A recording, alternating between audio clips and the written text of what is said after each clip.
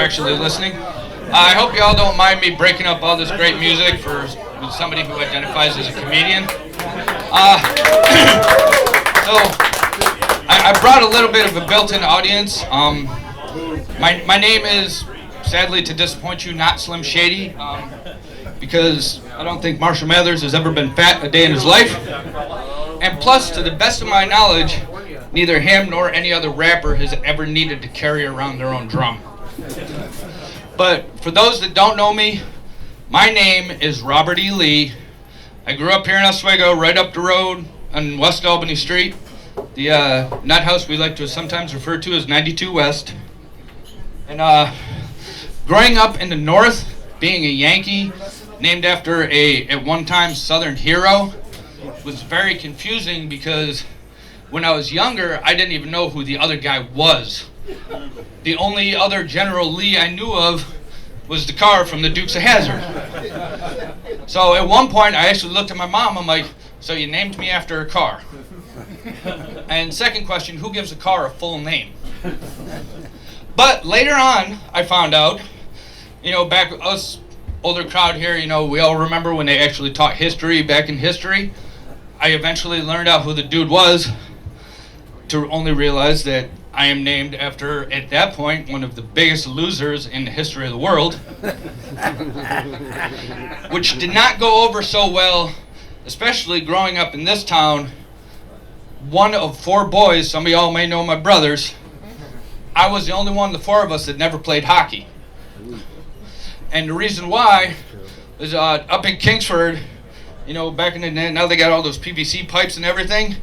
Back then they had the folding metal chairs you used to learn balance.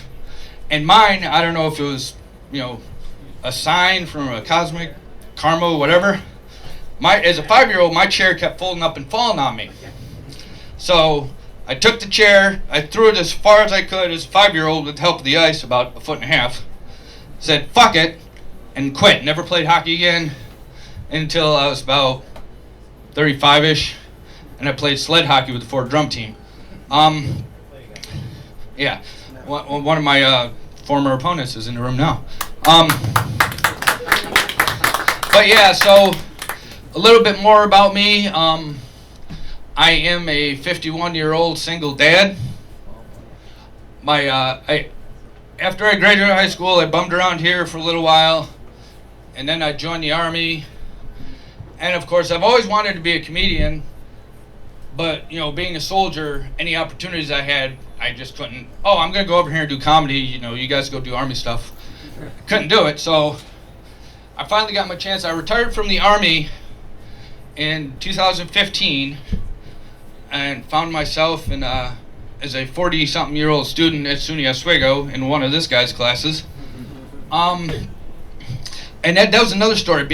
Doing so many things, like getting into comedy later in life. When I retired, my last day in the Army was April 30th, 2015. My daughter was born April 30th, 2016. And I have memorized that to the point where I don't even need to look at my wrist to tell you her birthday anymore. But, I 40-something. I turned 44 less than a week after she was born. I wasn't ready to be a dad. But I found out around the same time Mick Jagger had another kid, so I'm like, well, I guess 44 isn't that bad. I can handle it. But my kid, if sarcasm gene is such a thing, my kid has it. She's 7 now. I used to tell her, it's like, now that I've been separated from my wife for a little over a year now, and we're in a bar, so there's obviously been a few divorces, some heartbreaks here, so y'all know what I'm going. One of my favorite bands is 3 Days Grace, and one of their songs, I can't remember the name of the song, I just remember the lyric, is that if you don't like where your life is, take yourself to higher places. So I left my wife and got a second floor apartment. But yeah, I am a wrestling fan, a lot of pop culture. Like any of you who talk to Tim know, I make a lot of references. Some of you may get them, but I'm currently a casual wrestling fan. And LA Knight, one of the big wrestlers now, with his whole thing where he'll go out and be, let me talk to you. I get my daughter to say these things when I drop her off at home. Of course, I stay in the truck, so there's no pressure. She won't mess it up.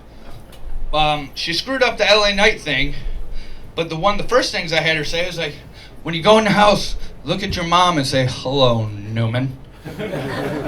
And it worked. Like later that day, when she called me, I'm like, did you do it? Did you tell your mom, "Hello, Newman"? She's like, "Yeah, who's Newman?" I'm like, great, it worked. But yeah, so that's that. I don't know, some people considered separating being single. Back in September, I was out in Vegas. I was trying to find some of the sin that city is so famous for.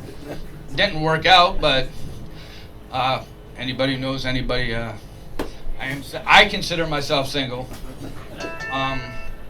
So, yeah, that's that. And I recently, as of yesterday, moved back into my parents' house up in 92 West Albany. So now I live in my parents' house. All I gotta do is be balding, and then, you know, ladies will have a slightly taller, less neurotic, tattooed George Costanza on their hands. But that's it. That's pretty much all I got. I can go on and on for days, but I'm gonna get back to the music, which is why everybody came here. Thank you for giving me a few minutes of your time. Everybody have a good night.